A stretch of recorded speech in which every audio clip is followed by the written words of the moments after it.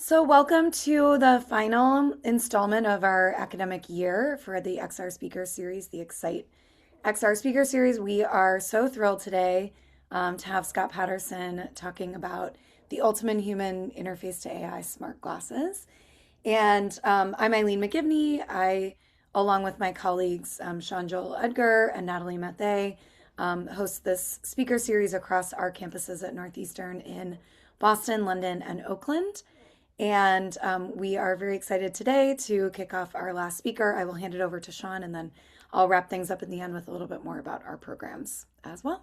Thank you very much. So I am really, really thrilled to welcome Scott. Scott's enthusiasm for XR in industry, and I think this is, really comes through, and particularly around the sort of the intersection of AI with XR, how it's being picked up in industry, which I think is, sometimes we're in this kind of bubble, and it's like really sort of understanding how it's really being adopted is so interesting, and particularly interesting from my background and field as well. So I'm very, very thrilled to have you talk to us today. So without further ado, I'm going to hand it over to yourself, Scott, to hear more about your area.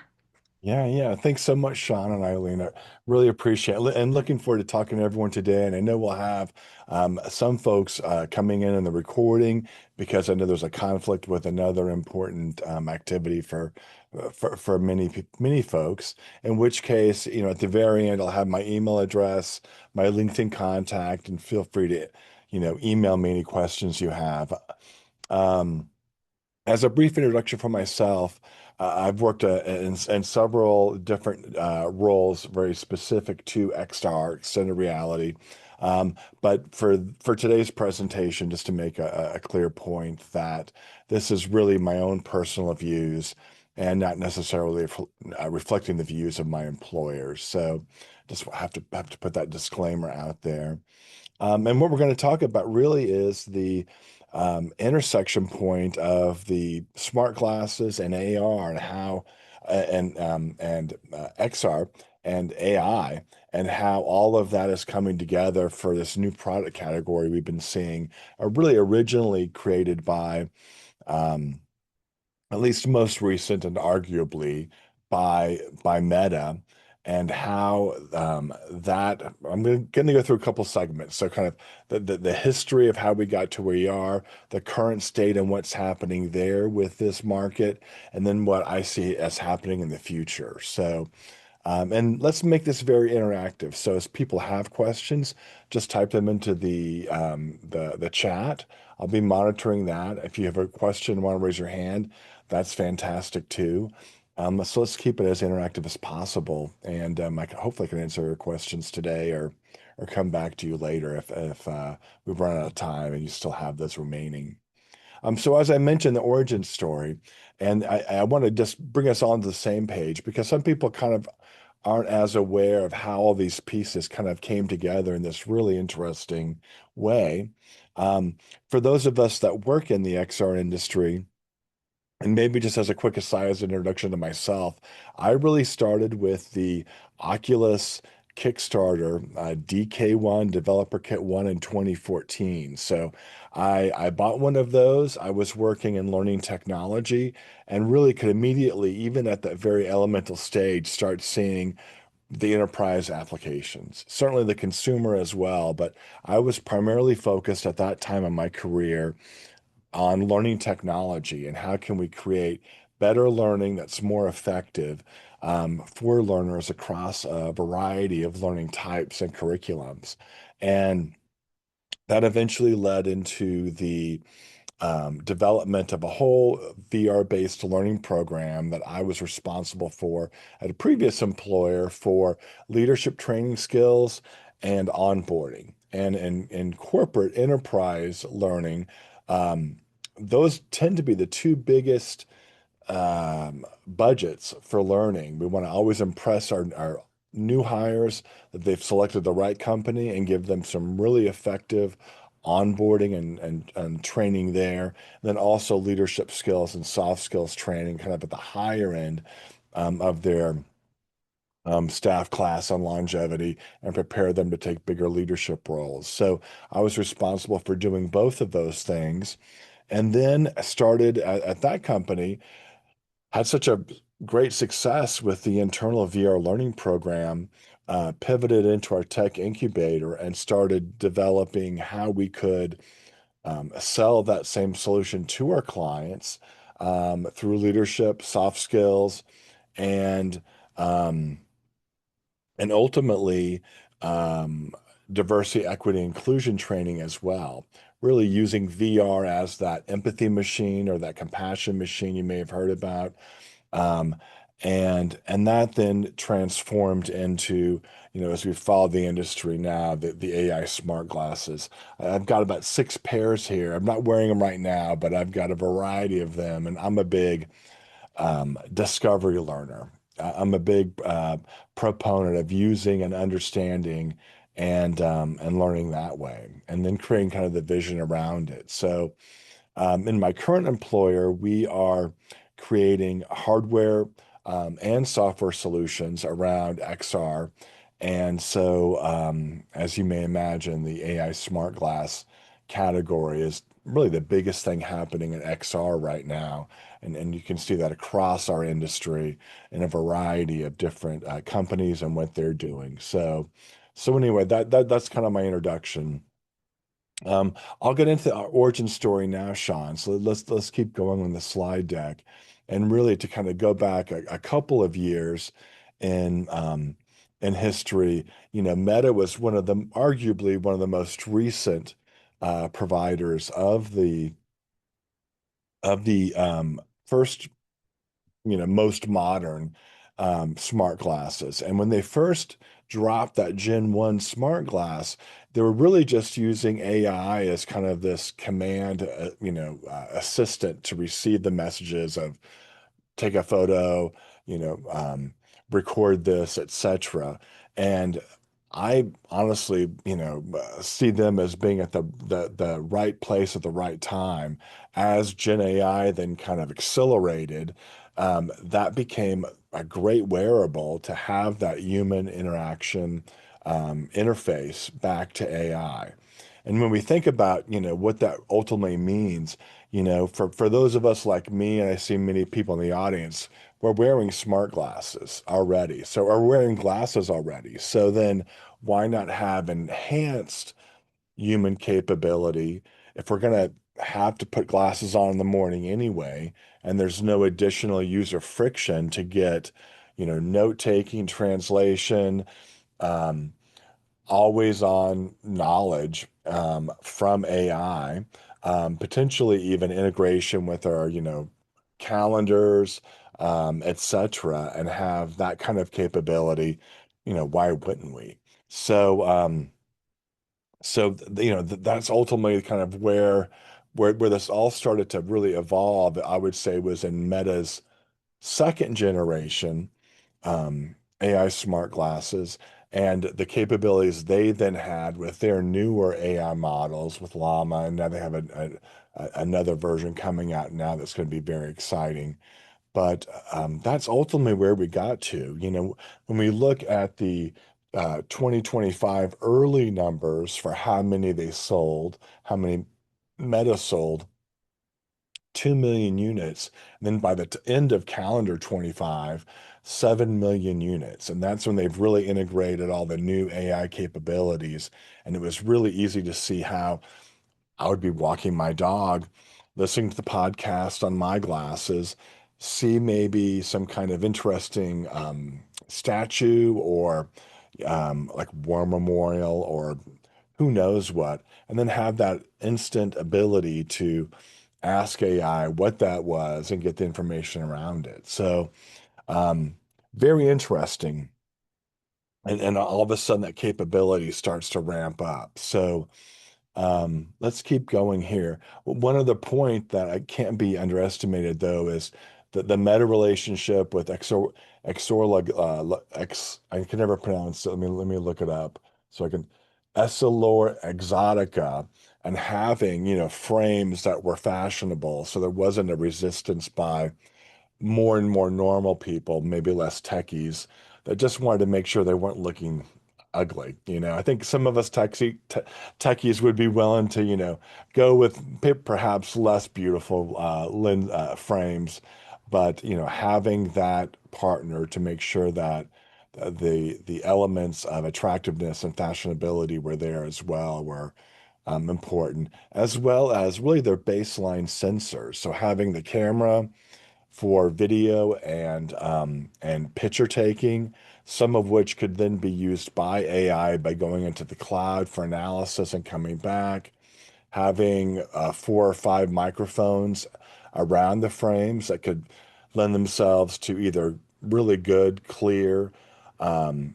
noise cancellation for either audio commands or questions to AI, or even just great phone calls, and then speakers that were great for podcast and also output as well from the AI.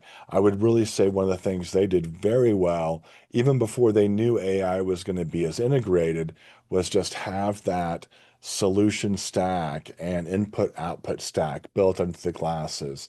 They did that in such a great way that once AI, became bigger and bigger, everything was really already set up to allow that great input and output. And that's something I'm going to talk about later as we get into the presentation, are the input and the output capability and how that dictates either the information we could parse back out of the AI, um, and and where there might be some selection in the different types of AI smart glasses that are now appearing with different levels of input and output, and at what level of information do we need to consider um, a variety of those types of technology depending upon what we need to come out, and the level and the depth of the information versus if it's a lighter request and a lighter output, what could we be using there too? So I'll get into that a little bit later. Let me just stop here and take a sip of my drink and just check in if anyone has any just preliminary questions you'd like to ask as we get a little bit deeper in here. I had a question around the sort of the big increase that, I mean, do you think it's just the technology has now got to a place where it's much more usable, or was there something else that sort of in a broader societal sense that you think is driving some of the interest and increase in the glasses? Yeah, I think it's a great question, Sean. I think there's two things. I think there is acceptability of the form factor and some of the previous things we saw with like Google Glass. So I think just from a this is an extension of my camera only without even the AI, but just I want to take pictures while I'm out and about or at an amusement park, or I want to have these to listen to my podcast without my AirPods in. I think there was just um, cultural shift along the Western cultures, especially where all of a sudden they were more acceptable than say the 10 years ago, the Google Glass.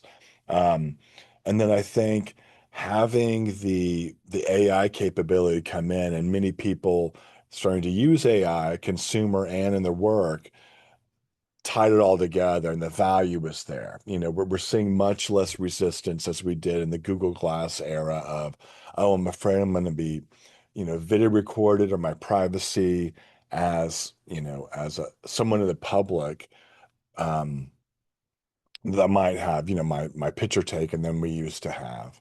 And then I think when you add on the AI capabilities and those things growing, by leaps and bounds constantly with all the new AI models coming, it's just the benefit is really outweighing any of those previous social kind of blockers or resistance to it. Yeah, that's really interesting. Yeah, I'll ask follow-up ones after. Okay. I've got Yeah, yeah. lots of And there's questions, so more I'll coming on later. that Yeah, topic. yeah. Yeah, yeah. But as we can see here, just with that 7 million number, I mean, that was the total number of sales by Meta for their Gen 1 or Gen 2 glasses over count. It was fiscal, but that's our calendar year as well in 2025. So right before Christmas, they had their earnings revenue call, and it was just shocking, like 7 million of these. And I don't think they've talked about like their bill of materials and kind of, wholesale costs, but just I think it wound up being $500 million that they made in profit off of these glasses. So it's just, a massive amount of number. And anybody else in the and maybe it wasn't net. Maybe that was gross, but ultimately still a large amount of money. And anyone else in the XR industry, really in the last year, from a hardware standpoint, we've all been kind of suffering, with reduced sales and kind of this shift around of what's the next thing for XR. So I think that got a lot of attention in the industry. And it's one of those things as well as, the metaverse hype cycle came and crashed. And then MR and XR glasses became, you know, um, in the bottom of the valley of the trough of disillusionment on the Gartner hype scale. All of a sudden, here's kind of the intersection of AI and XR. And it seemed to be everybody, I think, in the industry and the hardware side, certainly, okay, this is clearly where we need to pursue. This is where the money is. Now let's, we could potentially make up for the downfall on the MR, VR side of glasses. So it seems like everyone pivoted Yeah. into this space. There's a couple of questions in the chat, actually. I don't know if Okay, yeah, yeah. there's a first question around accessibility. So I don't know if you have Hmm. the chat open or whether, Yeah, um, yeah. So this is the interesting thing. A couple of things there. I'm not quite in the like accessibility prescription um, range yet. Have an almost -8, which is severe, but not the kind of legally blind. Um, I um, I was able to use my prescription kind of through a hack, even with the Meta, the original or Gen 2 Meta had um, frames. One of the interesting things that Meta has done as well is they just released two new frames that allow for uh, um, frankly, just worse prescriptions, So I think their official word was they wouldn't go past a +5 or a -5, but these new frames that you may have read about, like on Upload VR, they're made to accommodate even worse eyesight than before. So that's one good thing. The other interesting thing here, and I think this is a real important element for accessibility because with the AI, we now have the ability to get a description of what we're looking at, even if, frankly, what the frames are looking at, even if we may not be able to see it. So there are apps for the Meta Ray-Ban glasses like Be My Eyes, and there's also now this expanded ability to get a description of what you're looking at in your area. And those are both really powerful for, our friends, families, and colleagues that maybe have reduced eyesight. So I was playing with it the other day. It's very explicit about, what's in your field of view, there's not really a distance indicator, but just like you're in front of, so it could be, I can see Charing Cross Tube Station, if they were in London, or, there's, this restaurant is nearby, or, those types of things. So I could see some real value for an accessibility standpoint for people with reduced eyesight.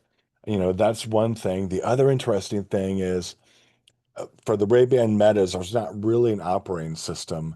And I'm going to talk about that and what's coming with Android XR for having, an app ecosystem and what we'll hopefully see coming from accessibility and other app development.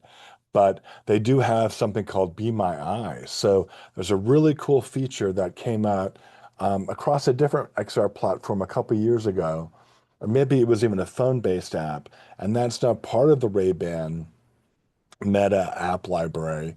And so you could volunteer as a sighted individual, and then a non-sighted or a reduced sighted individual can actually do a prompt. Like, let's say, it was some kind of instruction sheet, they're trying to do something, or I don't know, maybe read a medical, something that was not available in Braille or reduced, eyesight, and you could volunteer to be that person to do it.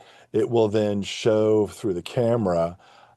They would be looking at it, and you as a sighted individual and volunteering out of the goodness of one's heart could read it to them and help them navigate that. Or they're at the grocery store looking for a specific item, and they just make a button that makes a call through Be My Eyes, and then somebody on the other end can quickly help them. So there's some really cool things, around that. Um, and I expect more of that will be coming as well. I'm That's just because I'm doing the slides.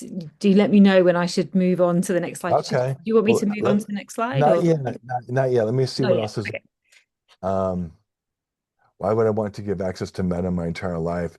Yeah, I number two, Natalie is definitely a concern, um, and you probably would not want to do that. So, data privacy concern, as we know from Meta and Google tend to monetize um, their users data, and that's why their products are really subsidized and at reduced cost.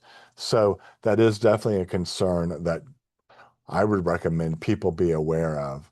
uh, and the good news, excuse me, and the good news is there are other providers coming. Apple's rumored to be coming into this space. They are not a business based upon um, advertising, nor based upon the resell of their users, private data.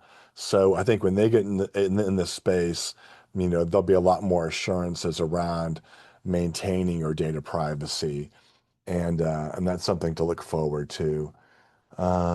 There are other things you can do, like I've heard people with the Ray-Ban Meta glasses, create an email address just for them, and that way it can't be traced back in the back end kind of data repositories. Oftentimes those are traceable via an email address or a phone number or both.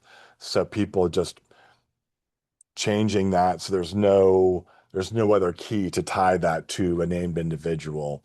That's kind of one hack to do it as well. But that is and should remain a concern for sure, in my opinion. Um,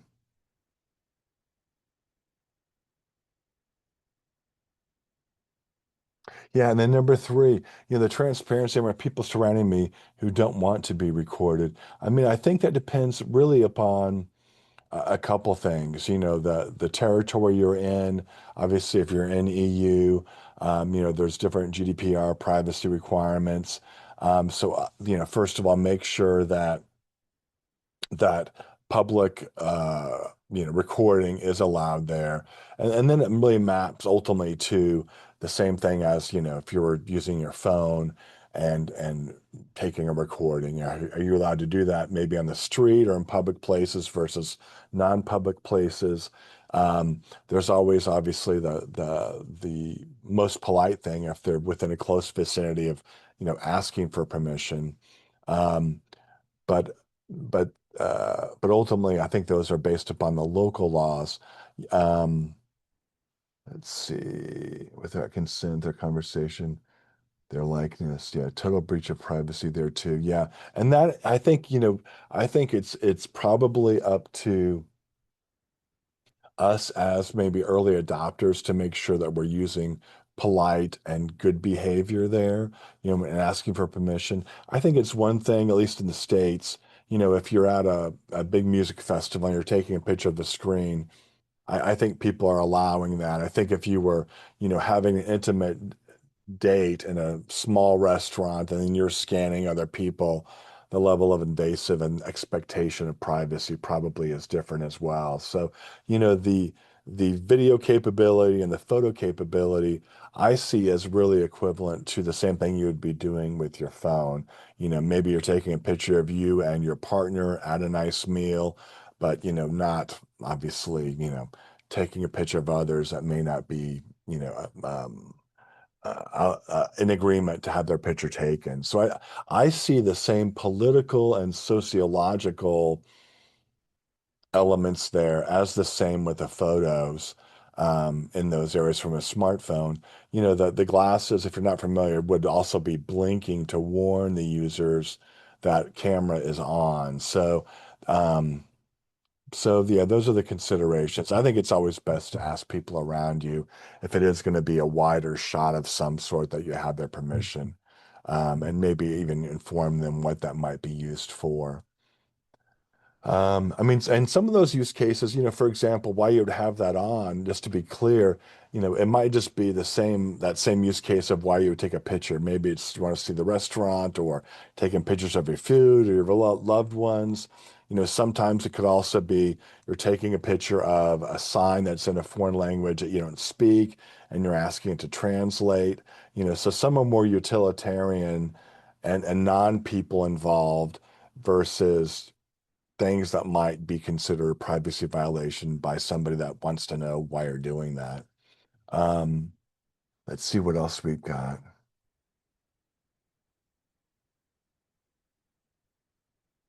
Yeah, and now like, I tried some AI glasses and really don't see the real value use case in my life. Plus, talking to my glasses in public is very weird. Yeah, it's kind of like when Bluetooth first came out, like, are these people having a mental health challenge, or you don't know if they're talking to themselves in some weird way, and or are they on a call? Yeah, it will be a shift, and I think it has to do with um, our as we grow into using AI assistants more and more, what are the sociological parameters around that? People are currently using, AI assistants as therapists, AI assistants as kind of a co-working, almost like a executive assistant for them. What's on my calendar today? Remind me of the agenda, and what do you recommend that I should be talking to them about, based upon Microsoft Copilot recording my meeting notes. So there's a variety of those use cases, certainly, for sure.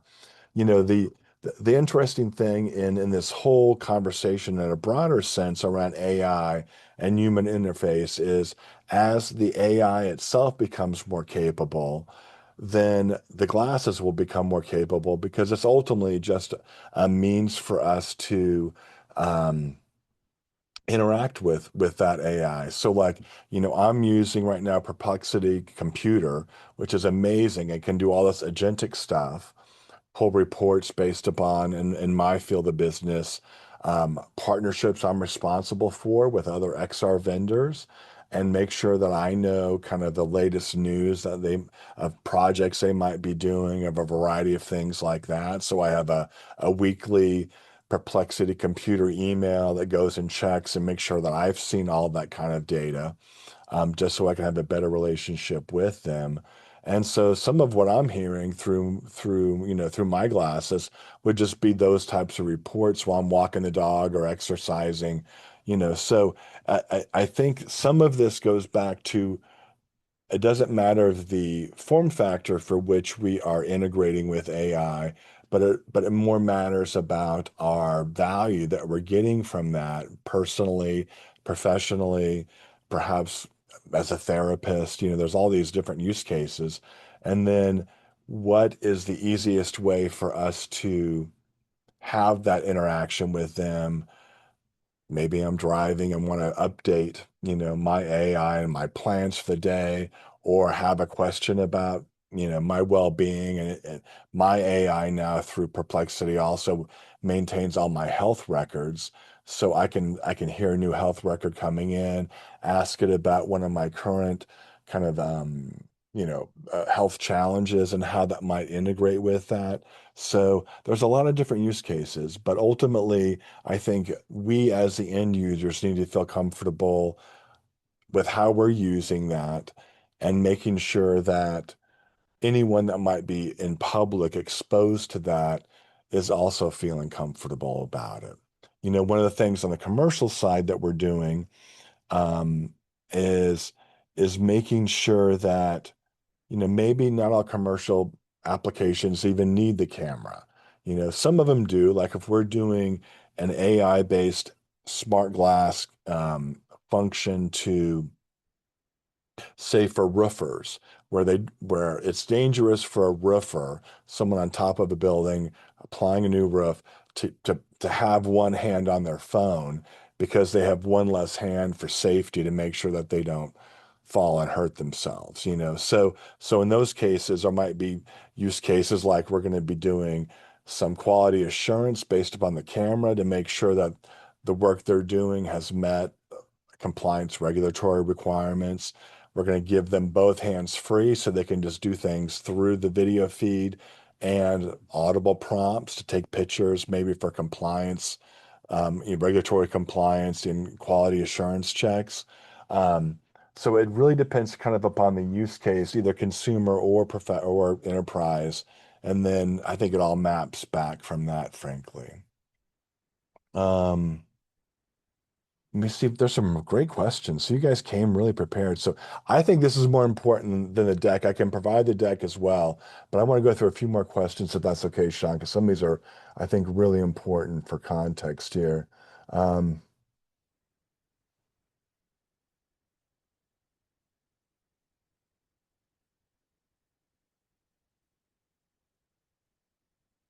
yeah. So for Pamela's, has this item shifted from this as a perceived luxury item?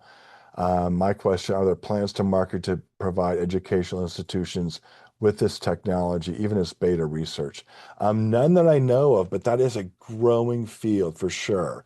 And part of the question that we've been in one of my commercial capacities is, we've been working through almost like, the earlier days, maybe some of our kids, had calculators, or maybe when they first got ChatGPT, 4 years ago, or they're even their iPhone, if they're, 10, 12, it's like, okay, now they want to use this for work or for school. Like what's the school system think about it? What do the teachers think about it? Like, is it a compliment? Are they going to be using this in the future? So we should be training them on how to best use it responsibly you know.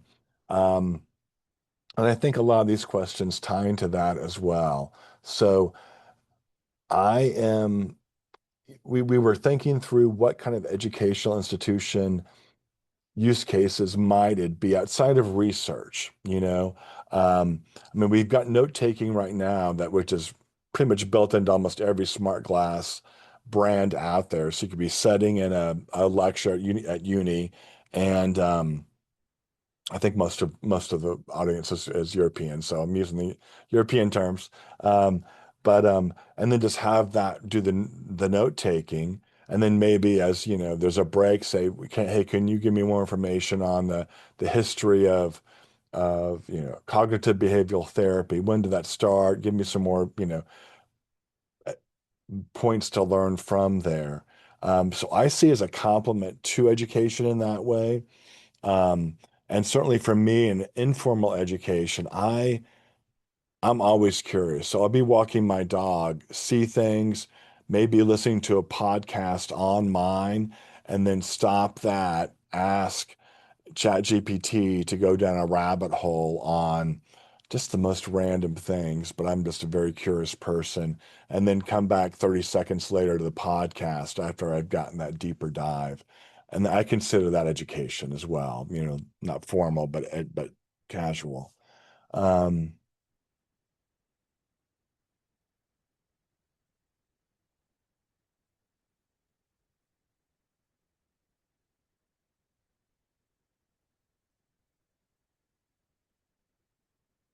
Yeah, so let's talk about this then now. Please, yes, but putting all the responsibility on the user is wrong. This way, Meta is off the hook to be by default.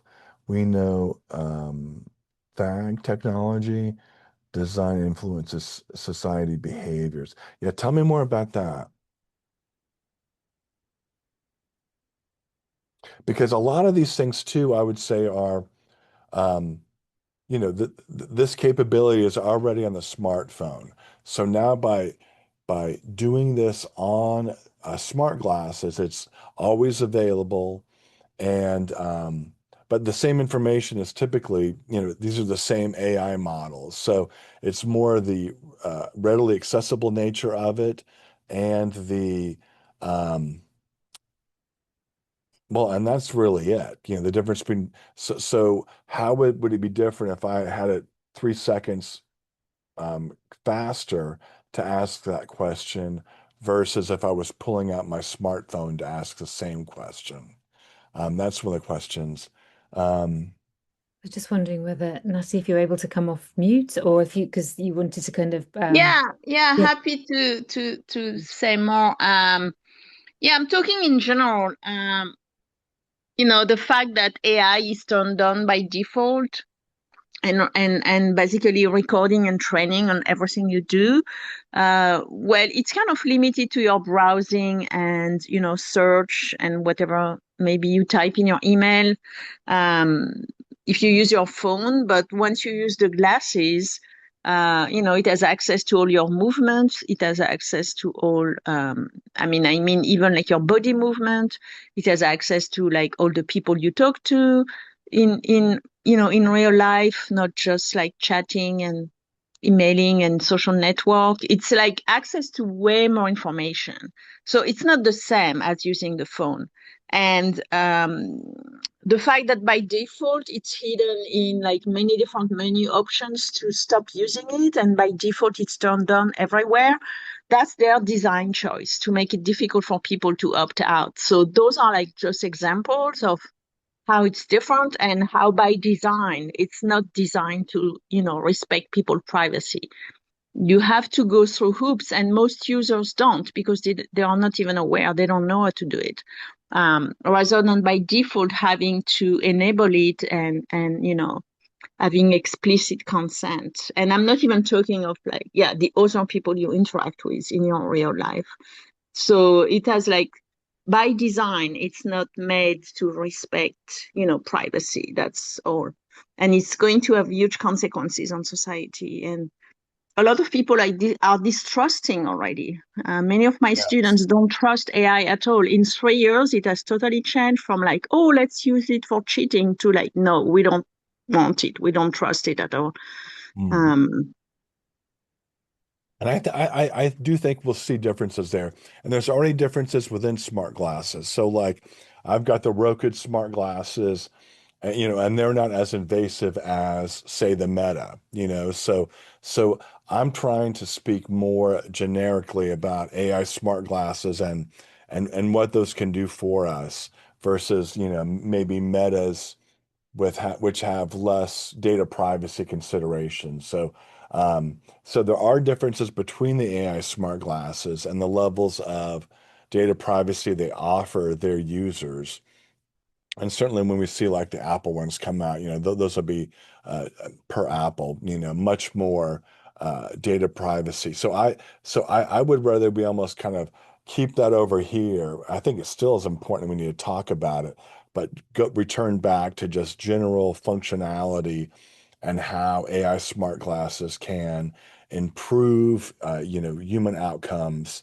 Um, as a general whole, and then we can get into the differences between probably the providers. So maybe yeah, let's keep that's going. fine. And I'm using Meta as an example. But the very premise that all your data is handled by the provider is also something debatable, or whether you should own your own data and only being able to give whatever the minimum is needed. I agree. Why do Yeah, you I have to agree. store your data on the provider's cloud, et cetera, et cetera? So, it's a huge debate.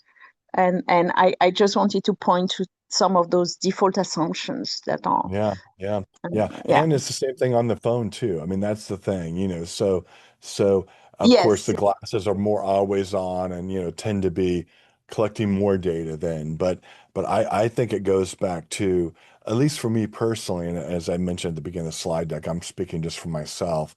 I trust Apple first, and they have the best data privacy, and they're not, unlike Google to some degree, and certainly Meta, they are not advertising platforms first looking to monetize their their user data to improve that. So And then obviously in Europe and EMEA and other parts of the world, there's even, some stricter GDPR rules, which we just don't have in the US. And we so desperately need them. It's ridiculous. Don't get me started on that. But I respect everything you're saying. And I would return back to which providers do you want to work with? What data privacy, protections do they offer?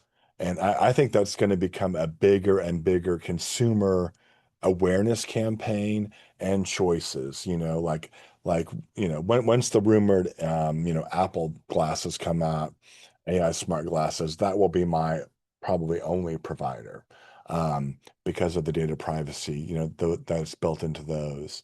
But I want to keep going just because there's some other interesting points that tie into this and also kind of counter tie.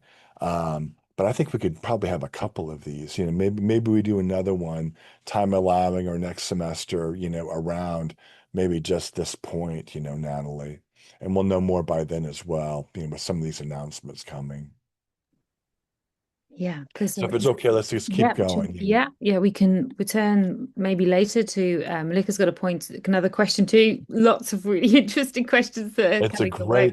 it really is. And these are timely, and we should answer these or at least be aware of these. And if many of you, it sounds like, are, perhaps subject matter experts within the curriculums you're offering as teachers or students, this is very valuable. I mean, we're at a place, obviously, in the history of the world with technology and with AI that we need to really, really, really be on the forefront of this because things could go very bad very quickly with AI on its own, going into AGI, ASI, and then if it has our own data, and then say, political aspirants, our governments, our nation states were to become involved in that, we don't want to go through the 1940s, late 1930s all over again, So, but anyway, back to this. So, this is really just the sales curve showing how this category has really blown up. Let's keep going for the sake of time too, Sean. I really want to get into the kind of the future state stuff. There's some really cool stuff here to consider. So this is showing that really in that 2024, 2025 calendar year, how much consumers were starting to use AI and become more comfortable with it. And ultimately, the story here is then as the hardware for AI smart glasses became more available and comfortable, that same level of comfort with AI extended into those. So let's go to the next slide too. And this just shows those reasons I mentioned briefly about, AI smart glasses versus using AI on a phone and just that user friction of taking the phone out. You may have missed the moment. You may be not hands-free driving a car and in a foreign country and just want to do a quick translation of what that speed sign or that traffic sign said. And also just kind of social resistance sometimes of, hey, there's a group vibe happening, taking your phone out might break that. Whereas, using your glasses and it warning everybody you're doing something with them, could be more socially acceptable to capture that kind of impromptu moment with them. Let's keep going. Now, this is something that Meta showed that's a real highlight to the future. And one of my big points here is the value of AI always on, giving contextual information to the human to improve their performance in whatever they're doing. If it's as a job, and AI is able to do scene detection, object detection, know what you're doing, and then also be trained on the back end LLM with tips and tricks for how to do that best. Say I'm making a birthday cake, it's watching me mix the ingredients, hopefully fairly quickly. It can determine, what I am doing, and then it sees me maybe I only have 2 eggs and I need 3 for the ingredients, it could just pop in my ear. Hey, you can use a, you know, half a cup of butter to make up for that. Things like that. So my personal, just from a human usage, not versus a commercial use, but for both certainly. But I think that this idea of it's watching what we're doing and then offering us help at the time of need increases our ability as humans for perhaps less training on the task we're going to do, and maybe that's also onboarding for a new job, and then making sure that the quality of whatever we are doing is going to wind up being better. In this case, I think cooking is a great example because my hands are full. They're going to be dirty and sticky. I don't want to get my smartphone out. My smartphone hasn't been watching. And if I can just either hear a passive unprompted response from the AI smart glasses saying, hey, I know what you're doing and you're missing an egg. Do this to make up for it. Or I see that you set the place table for dinner for 6 users.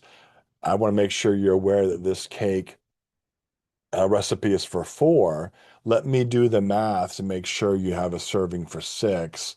I'm horrible at math, especially using imperial. It's so hard to upgrade versus, and versus metric. So, it just doing it all for me, that would be just amazing. And so Meta rather has showed a little bit of this. There's time constraints, there's intelligence constraints on the train right now of the LLMs, but this I'm pretty sure this is the future. Like this is the big use case. There'll be a ton of other use cases, but from like a generic, just I'm helping a human throughout the whole day, the more I think this is going to be big. I really do. And perhaps at work as well. Like the other day, I'm on a Mac OS. I've got my iPhone, my iOS. I've got my iPad OS. I would have maybe, hopefully someday, my Apple Vision OS, smart glasses that are rumored. And if I was doing something, say in Excel or Keynote, and it sees I'm trying to find how to do something, then Siri could pop up on the screen and say, it looks like you're trying to reformat this Keynote slide. Let me do that for you. Or I see every month you're going, or every 2 weeks you're going into the website for your bank account and you're balancing your checkbook against a spreadsheet. I can automate to do all of that for you, and you just press one button and it does. And that's really this idea because Apple owns all of those operating system hooks. It goes back to this idea of what we've seen with the product by UiPath, that robotic process automation where you can kind of create all these hooks. Now, if Apple owns all those hooks, it could just automate this whole thing through Siri, as their kind of automated agent or perhaps something else. I see that coming probably within 18 months as well. Um, so let's keep going. Think I'm a little bit far behind, but there's some key points I want to make. We don't need to go too much into this. This is just kind of, again, showing how the market has evolved through these various steps. Let's keep going for the sake of time here. This is our current state. That was our preceding state, kind of pointing to the future. And these are the input methods. I think it's important just at least I'll let people scan this. I won't go into too much depth, but as we look into the current state, we've got voice, which is very slow as an input method. We have the camera, a picture's worth 1,000 words, so that's a great input method. We've got touch buttons on the frames of the smart glasses, which I think are valuable in a lot of circumstances, and you can get some feedback. We potentially have rings, as you've seen some of the providers have rings for more advanced navigation through the user interface.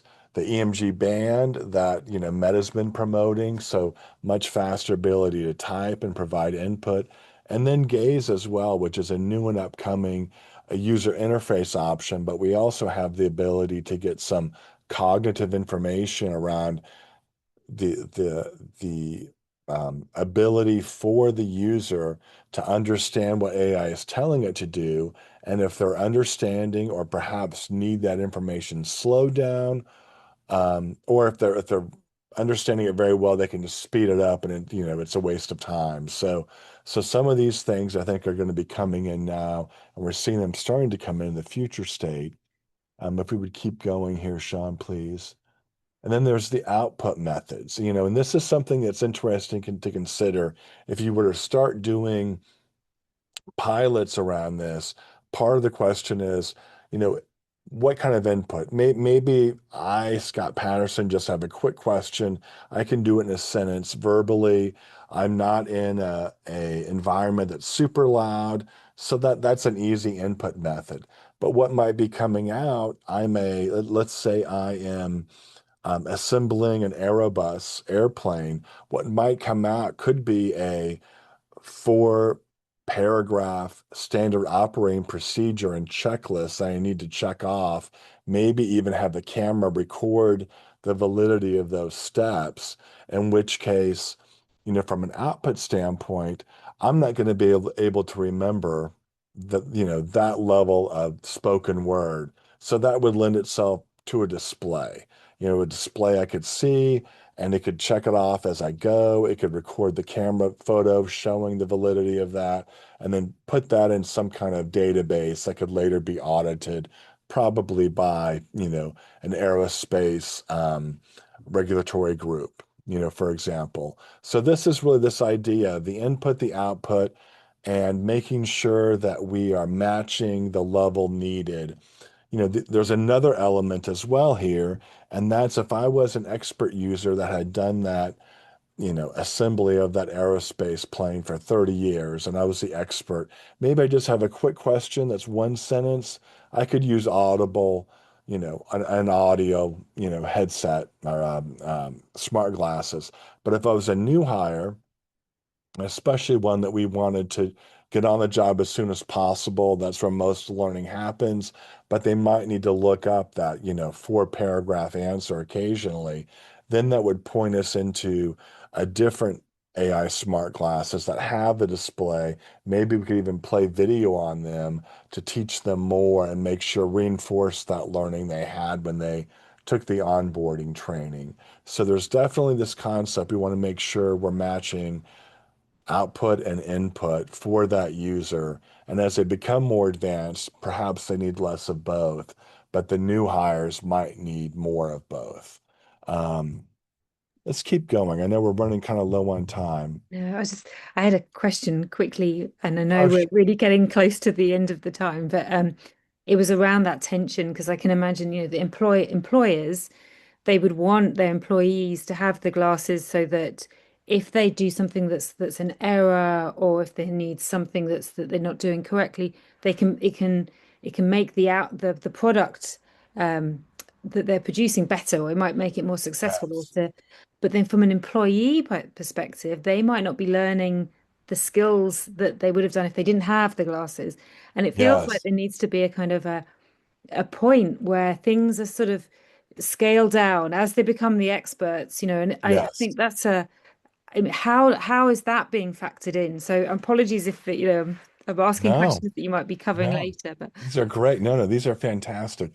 I don't know the direct answer to that. What I would say is it's probably, first of all, based upon the regulatory requirements, and I think there's probably um, some mechanism within that. I almost consider it like a learning management system, or a learning pathway coming from as you know, Dylan, coming from a learning background, so at some point there could be a review perhaps by the supervisor to see, you know, what level of depth of information did they need both ways?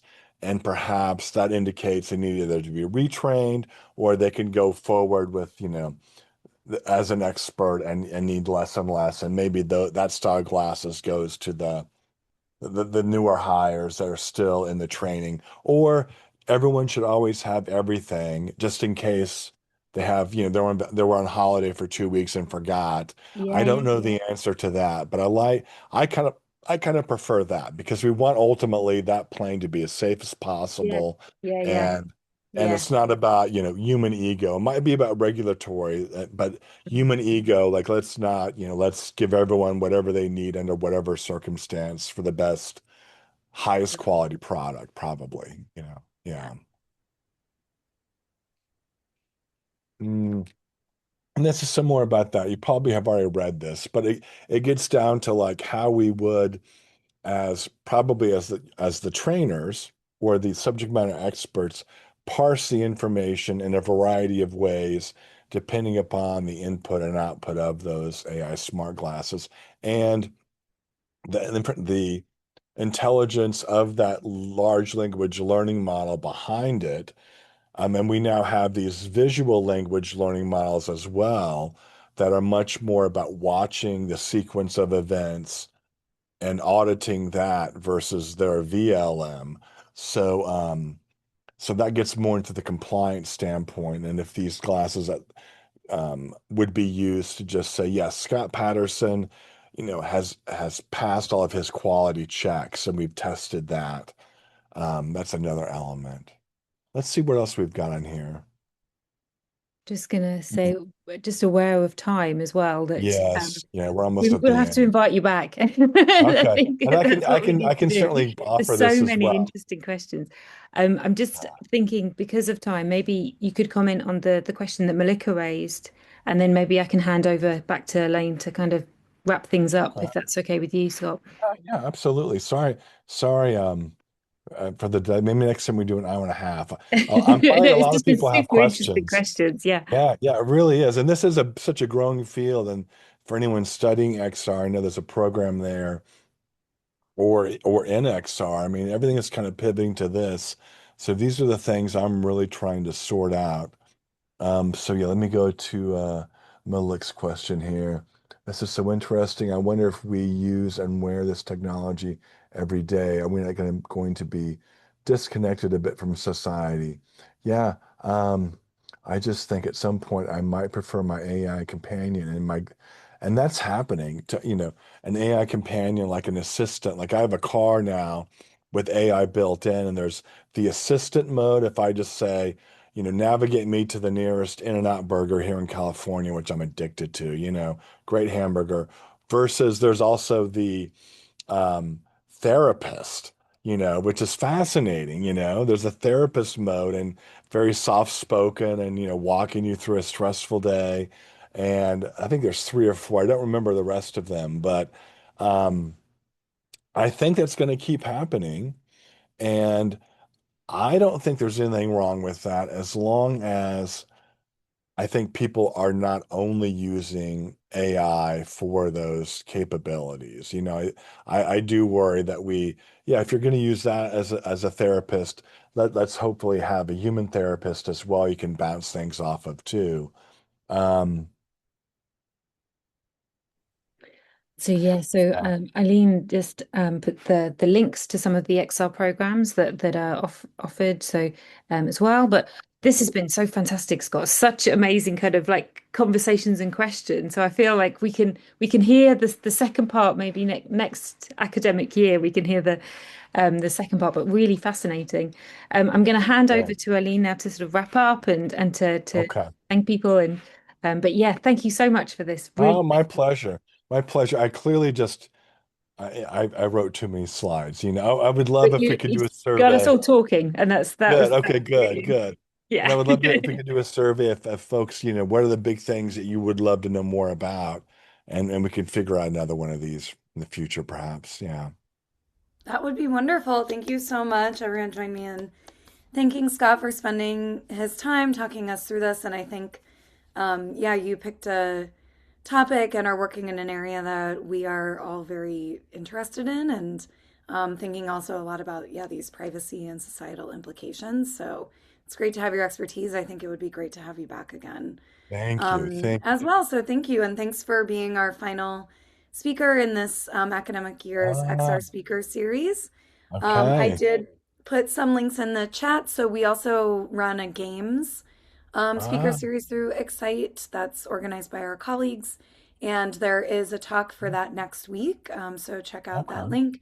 And then also, Yeah. just for anyone who's interested in learning more about XR, we have a master's in XR program here. We're still accepting applications for that master's program. And then we also have a bachelor's in performance in XR for those of you thinking That's towards great. the future. So, all those links there in the chat. Thank you, everyone, for joining, and thank you, Scott. And one of the things, Eileen or Sean, on the very last slide, I have my PowerPoint, my LinkedIn rather. If people want to connect with me, even though we didn't get through these points, gosh, look all the slides I didn't get through. I need to know that I just like to talk and I'll never get through these these long decks. But yeah, if people would like to join me or ping me, email me, etc. Feel free. I love helping, especially if you're working on any of your projects, maybe for your degrees. As much as you need someone from industry that you could quote from, etc. I would love to help. So Thank yeah, That's you. awesome. That's Thank you perfect. so Yeah, much. I know we all really appreciate that. yeah. yeah. Being able to That's stay in perfect. touch too. Yeah. Thank you very much. Thanks, All right. everybody. Great to meet Thank everybody. you. Thank you. Bye Bye. bye.